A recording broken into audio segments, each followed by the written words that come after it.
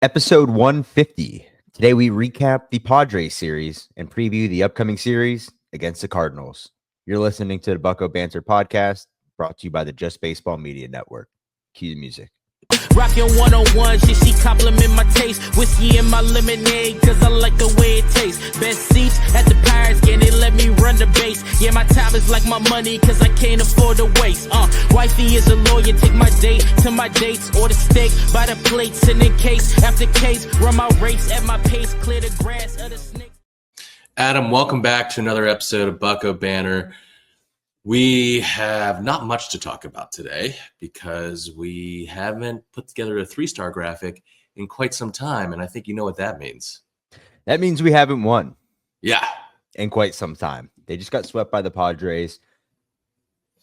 It was bad.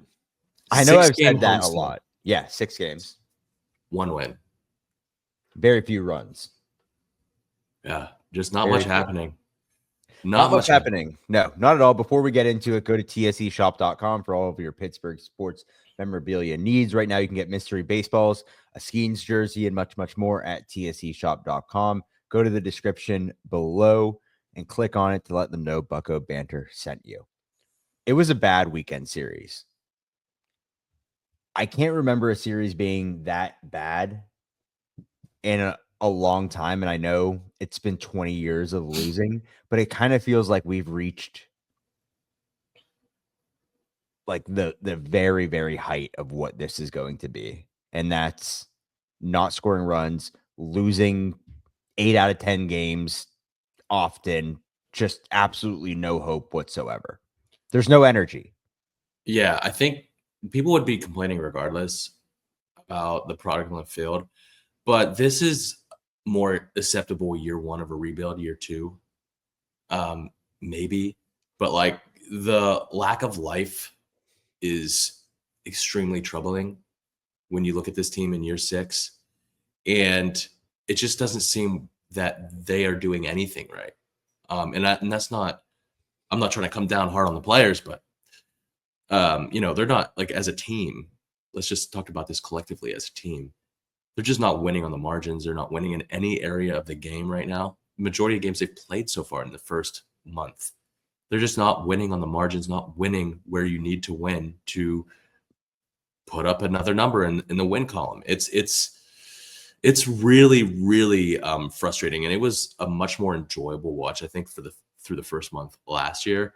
This year is like, it's a complete collapse so far.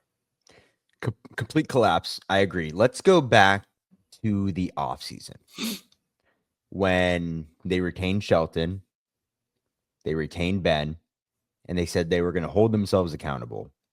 Hot seat year, right? Now or never. Kind of gave us a little bit of hope, right? And then we had Noah on the show every other week.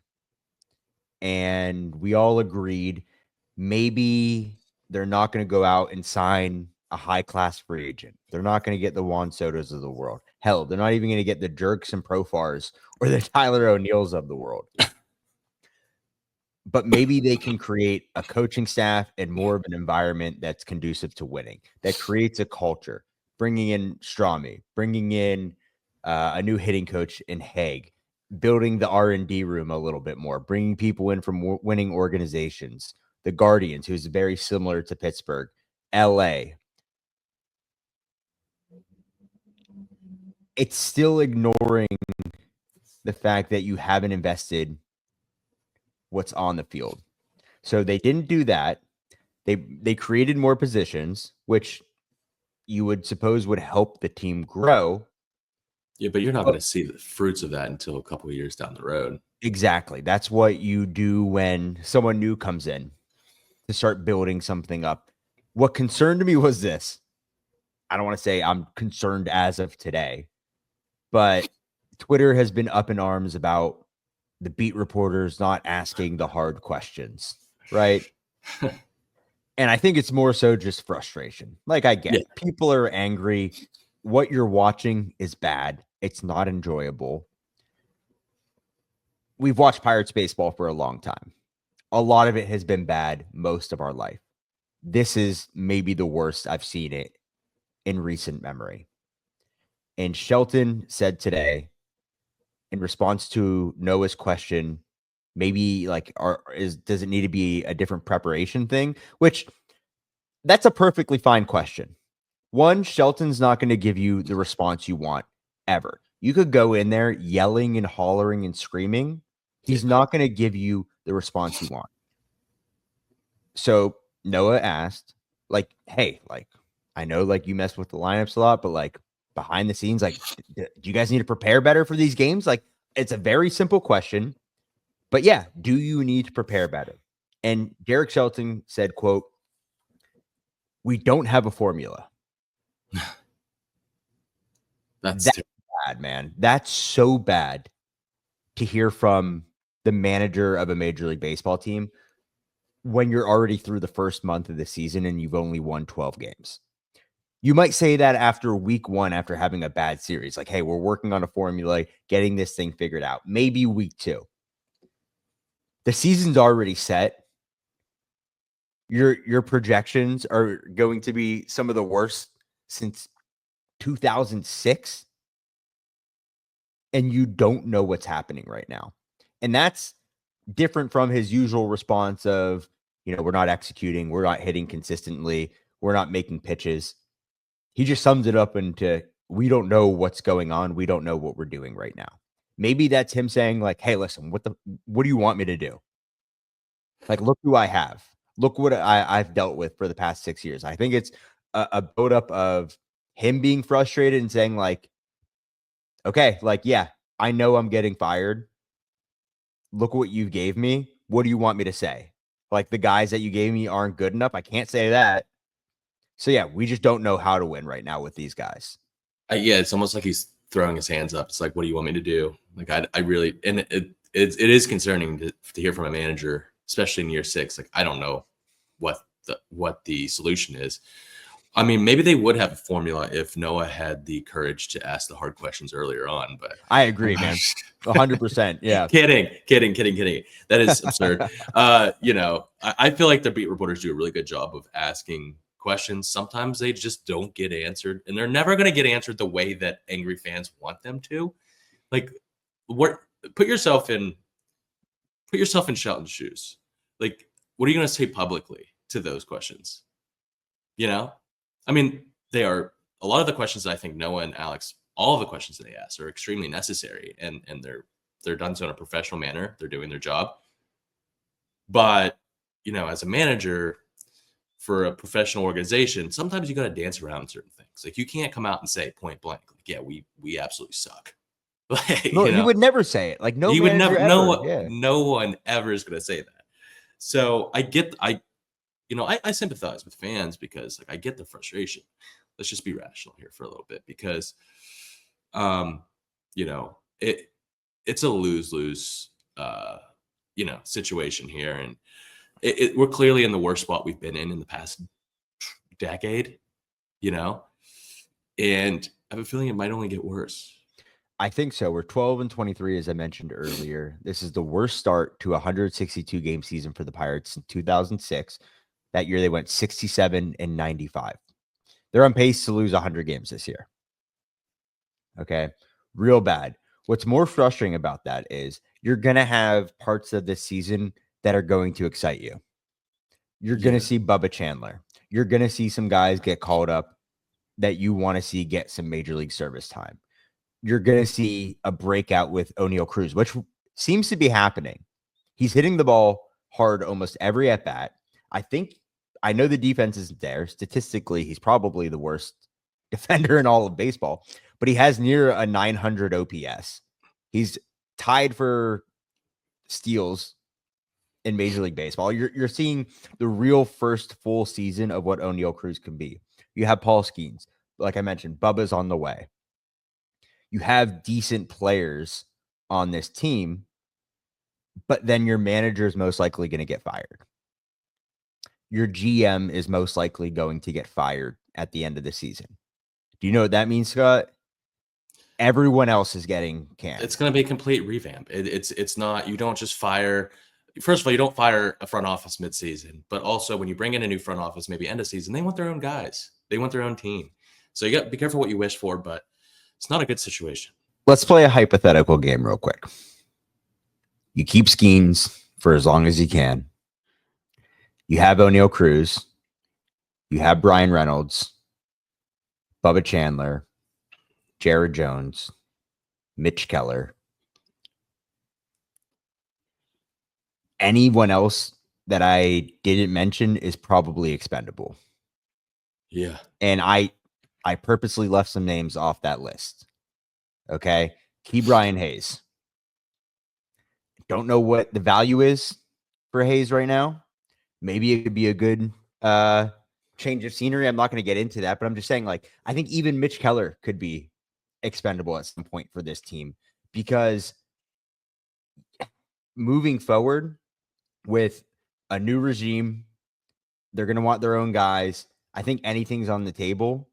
And my point being is, you just sat around and since 2020 have done nothing to build to this point where it should be the breakthrough years. Nothing's happened. Yeah, they've just been slow playing it. I think, like, even if they were to expend a lot of guys, like, I think you could buy and sell at the same time. And I think you could put together a more competent offense than they have right now by signing like some solid vets on 1 to 2 year deals and, just signing better bats than Tommy Pham. I'm sorry. I didn't mean to cut you off. Keep going. Well, I'll just say this before we go where I think you're going. Brian McElhaney, Raises Jolly Roger on Twitter. I'm sure Pirates community is familiar with him.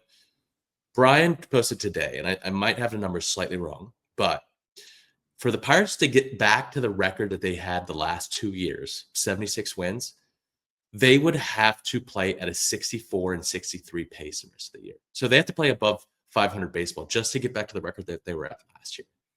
So while it might seem like there's a lot of, and we've been saying there's a lot of baseball out of us, they have to make drastic changes to just get back to what they were last year, because they ain't playing above 500 baseball right now. And it's funny, you mentioned buying and selling. I agree. But as you mentioned, you're not going to change the front office middle of the season. There's really no point in it, right? Because whoever you bring in right now is just going to be an interim, and then you're going to revamp the whole thing anyways. But if they buy and sell, is Ben Cherington and company really going to be willing to make those risky moves right now? I think your job's on the line, man. I think your job's on the line, but I think it's already too little too late. And my point being, I think there are moves that you can make, maybe drastic moves, all things considered, that would help this team moving forward sooner rather than later. And I brought this up to you at the park. We were spitballing. I think Mitch Keller would be a prime trade candidate. Hear me out here. Jared Jones, you can't trade him this year. Not that I would want to. I know there was talks in the offseason about it, but he's coming off injury. Nobody's going to want that, especially a team trying to make a push right now. If he throws this year, it's going to be with the Pirates.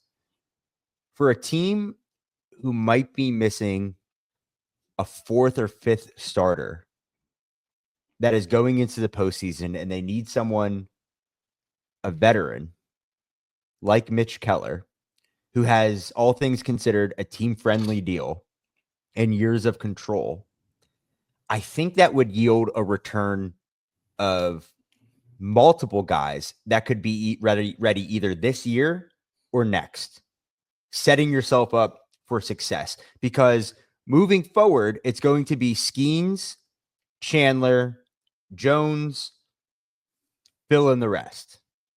And I think you could do that with the arms in this system. If we've learned anything, that's not the problem. The problem is getting bats at a high level that are going to be ready now. The ones that you have that are promising in this system aren't going to be here for at least another 3 years. I will say there are some teams out there that should be competing that are desperate for pitching. And we've mentioned it before, and we'll keep mentioning it. The perfect trade partner is the Baltimore Orioles for the Pirates. This team is struggling. Got off to a rough start too, especially on the pitching side. I mean, they lost Corbin Burns, and then Grayson Rodriguez starts the year on the IL. They don't really have an ace.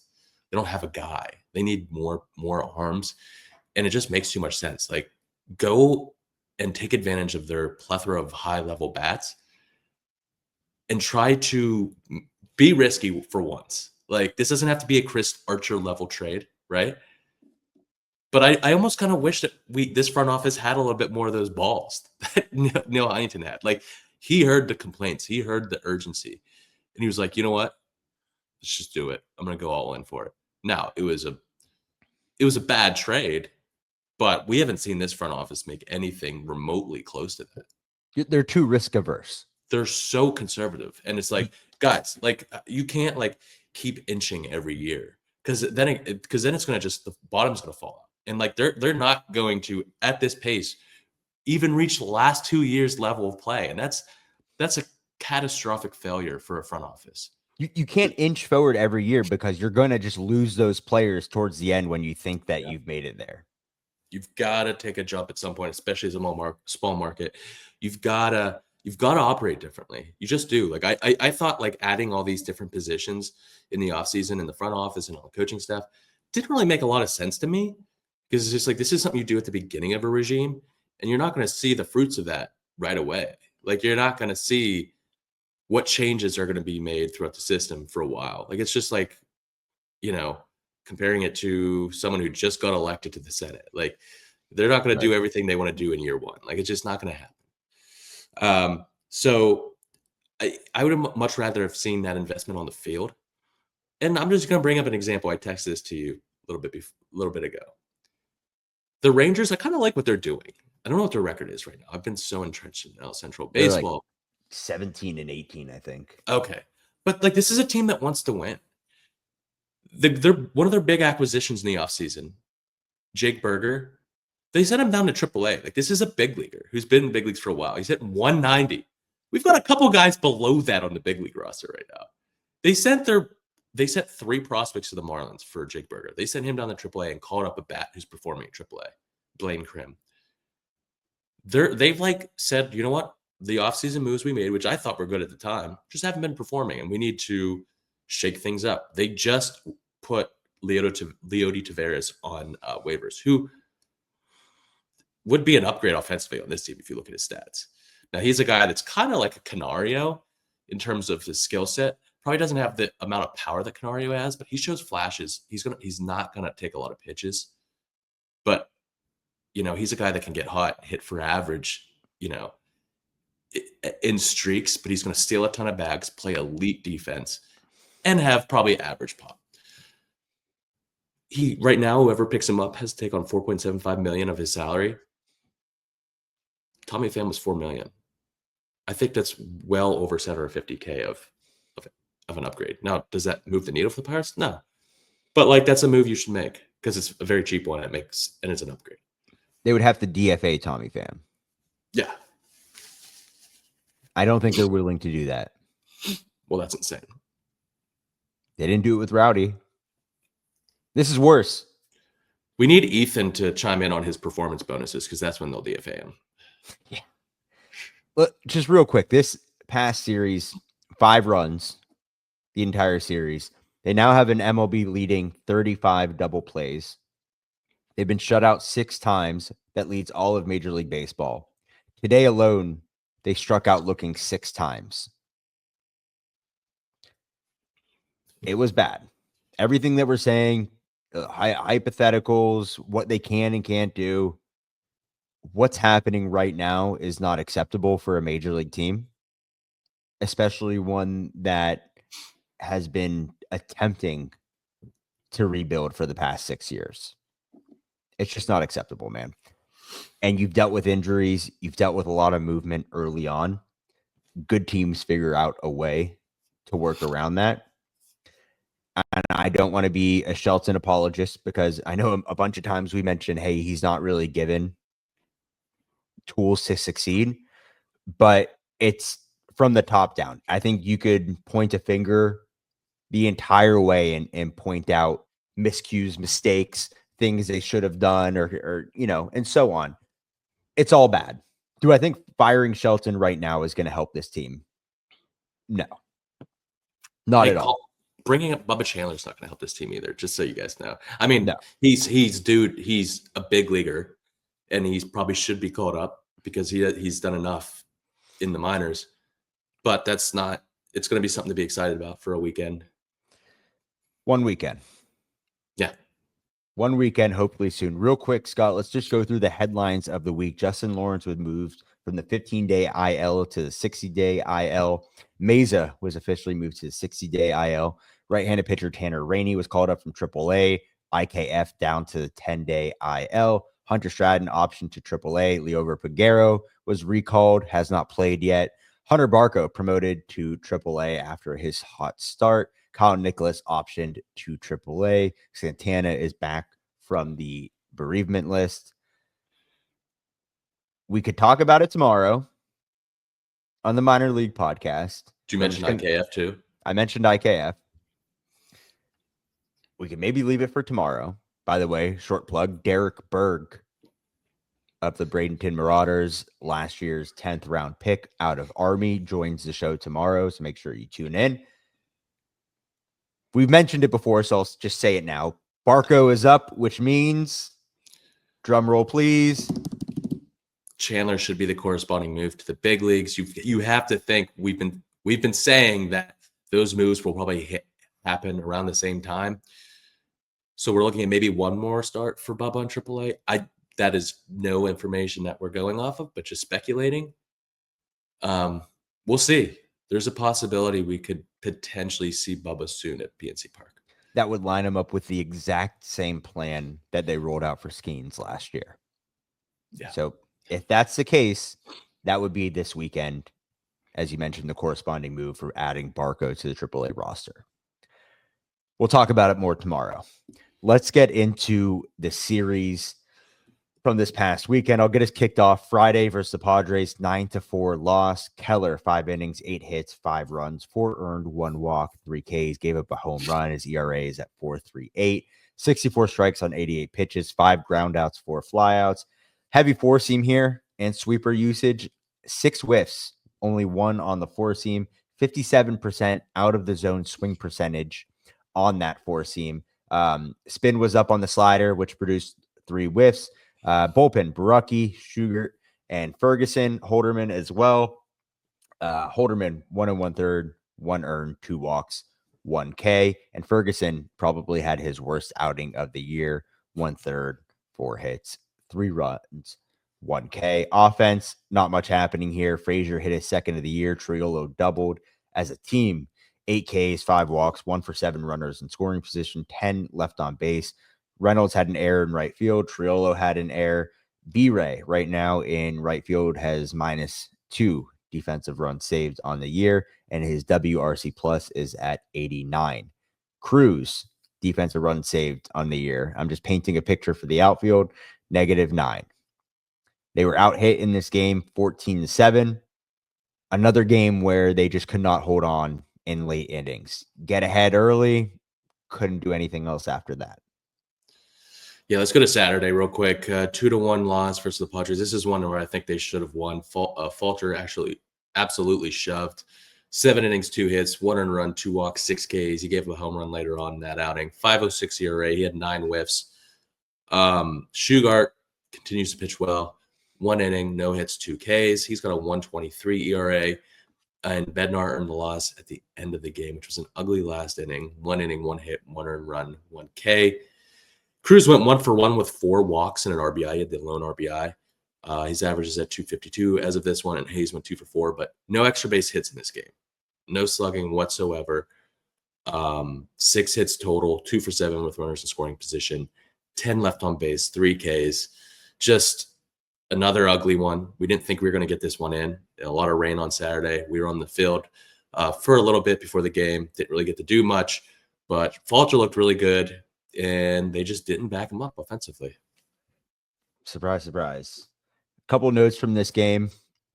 Tatis in the 9th stole third easily with 1 out. Something you just absolutely cannot happen. No warning whatsoever for Bednar. No different looks for Bednar on the mound. No help from the infield. Got in with no throw.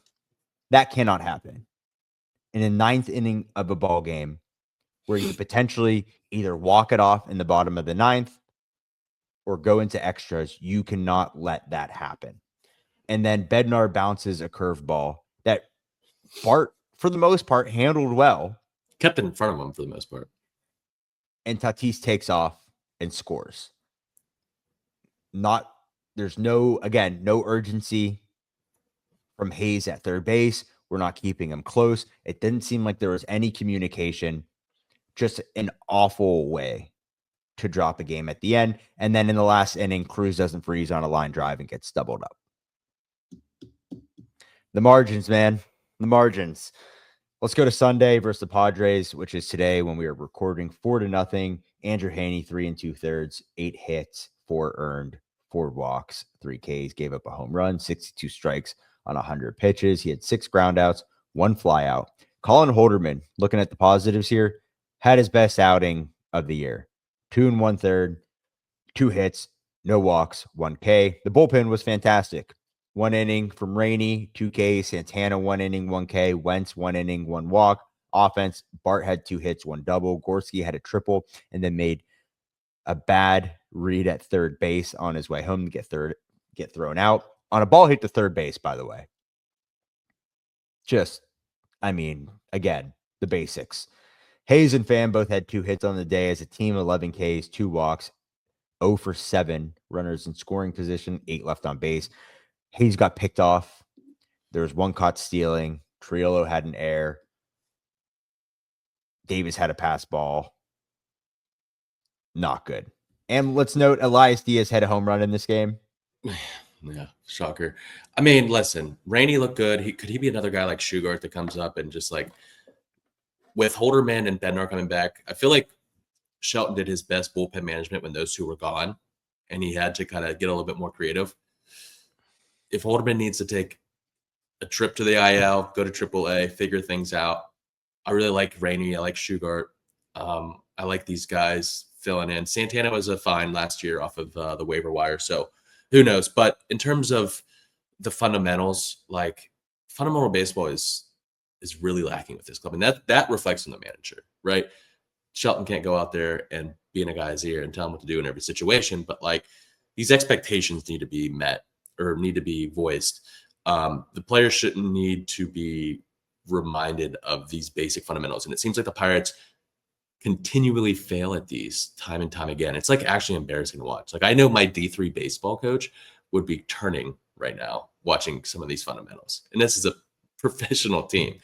So that stuff does reflect a little bit on the manager, and it's just every game. It's like I don't want to say they beat themselves because they're not in a lot of these games, but you're losing out on runs constantly with these fundamental miscues.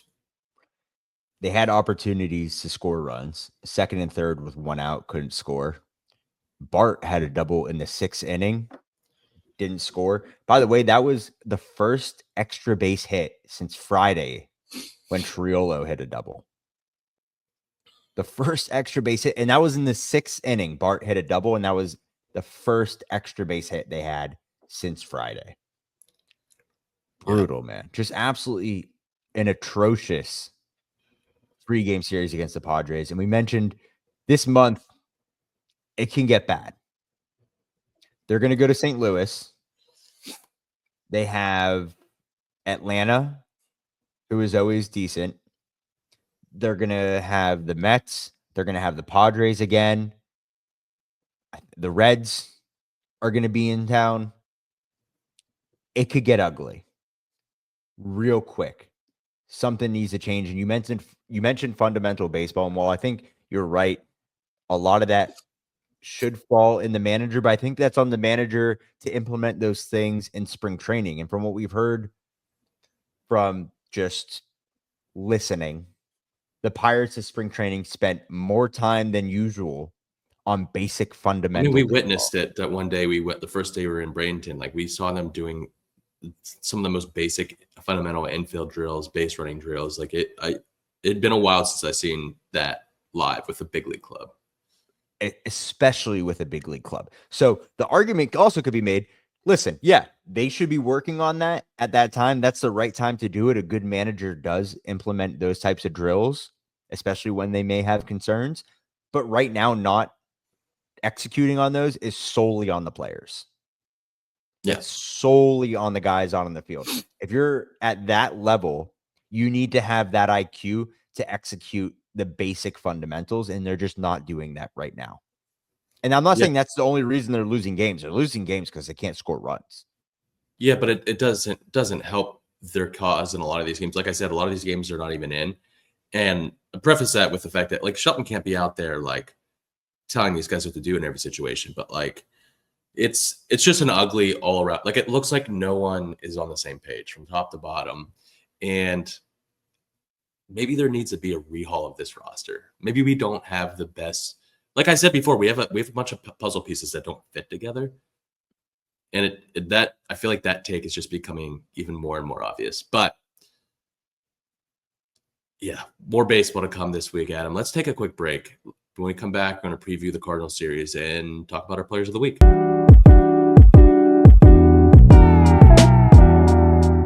All right, Adam. The Pirates are going to St. Louis this week, and they're playing their first game tomorrow. Probably when you're listening to this, they're already going to be there. We saw the bags packed. They're ready to go to St. Louis right after this game today.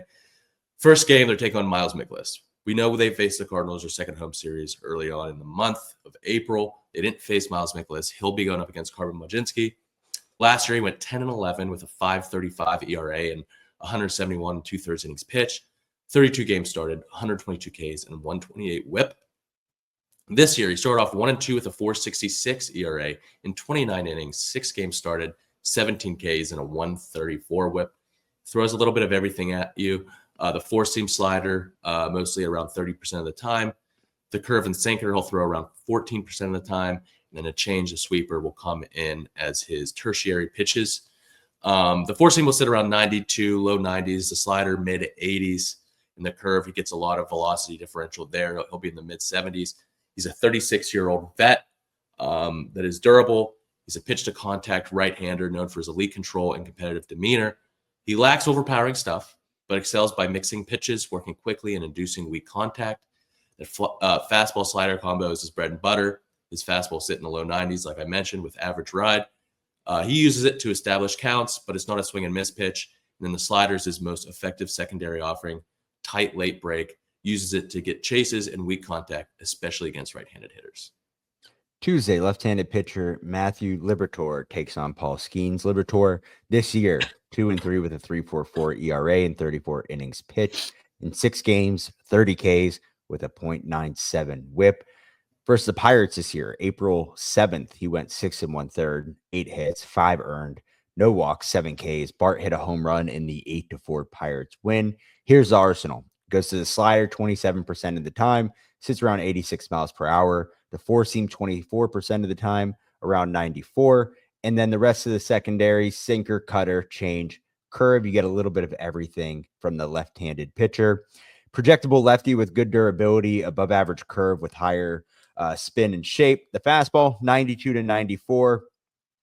Average command with some ride up in the zone, but lacks consistent life to miss barrels. Can be hittable when he leaves the ball up. The curveball is going to be around 76-79. Liberatore's best pitch, a classic 12-6 breaking pitch with good depth, effective against both lefties and righties. Nice. Yeah. I feel like we always do well against Matt Liberatore. I don't know why, Yeah. but he's had a solid start to the year. Wednesday, Sonny Gray versus Mitch Keller. This year, the vet has started 3-1 with a 4.12 ERA and 39 1/3 innings pitched, 7 games started, 39 Ks, and a 1.19 WHIP. On April 8th in Pittsburgh, he went 5 innings, 3 hits, 1 earned run, no walks, 4 Ks, gave up a homer to Brian Reynolds in the 5-3 Cardinals win. He features a sweeper, sinker, four-seam curve, cutter, change. That sweeper he goes to 23% of the time. On the sinker, he goes to 22. He'll mix in a four-seam at 18% of the time. Then backs it up with a cutter, a curve, and a change. The 35-year-old vet has a deep arsenal with multiple above-average to plus pitches, high-level command and pitchability. He's excellent at generating weak contact and limiting barrels. His fastball, it'll come in sinker and four-seam variants, as I mentioned above.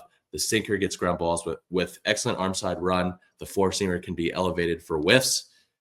His signature pitch, just like Liberatore, is his curve. High spin, sharp vertical break, uses it as a chase weapon and to steal strikes. among one of the best in baseball. Sonny Gray's been around for a long time. We've seen him for the past 2 years with the Cardinals. Hopefully the Pirates can get off to a good start on the road here. This Cardinals team is a team that's older, and we expected to finish towards the bottom of this division. So hopefully the Pirates can, I don't know, somehow overtake this team in the weeks ahead, but we'll see. Before we go, let's get into the players of the week, Scott. Bailey Falter has to be the guy here, right? I think all things considered, we talked about Chase Sugar, who had a really good week out of the bullpen, but Falter gave them the best chance to win in this series. 7 innings, 2 hits, 1 earned, 2 walks, 6 Ks, 1 home run. They only put up 1 for him. He looked great, man. Like, we talk about competitive fastballs at the top of the zone and why he wasn't successful in the last outing. This is where he has his bread and butter, right? 54% on the 4-seam this series, competitive at the top of the zone, 5 whiffs on it, 9 total, 38% out of the zone swing on the 4-seam. So challenging hitters up and just being efficient, right? So Bailey Falter is our pitcher of the week. And who do we have for the hitter, Scott? Hitter of the week, it's a tough one, but we're going to go with Andrew McCutchen. The past week, he was 8 for 23. That homer came on Sunday, so technically before this week started against the Dodgers, that last game in LA.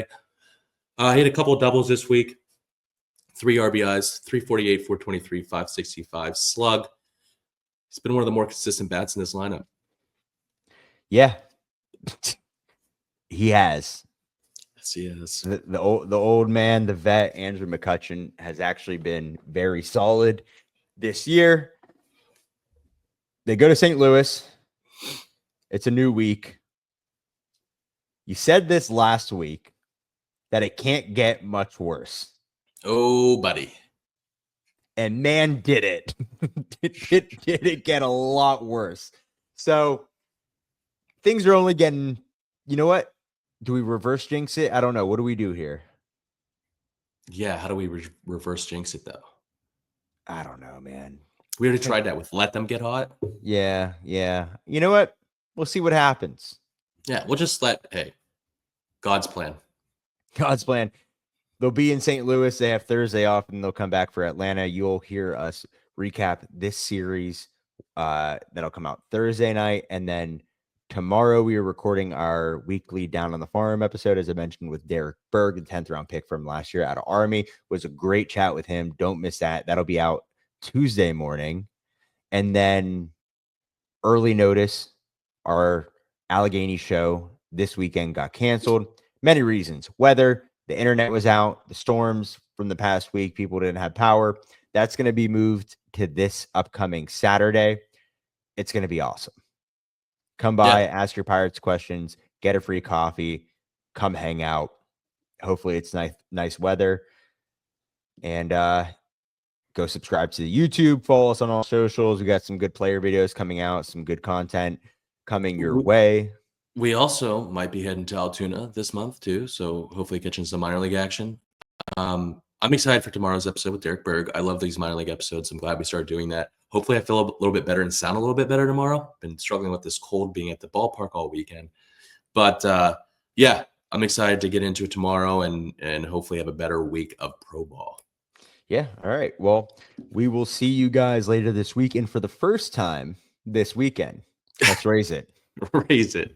Best seats at the Pirates game, they let me run the base. Yeah, my time is like my money, cause I can't afford to waste. Wifey is a lawyer, take my date to my dates or the steak by the plates. And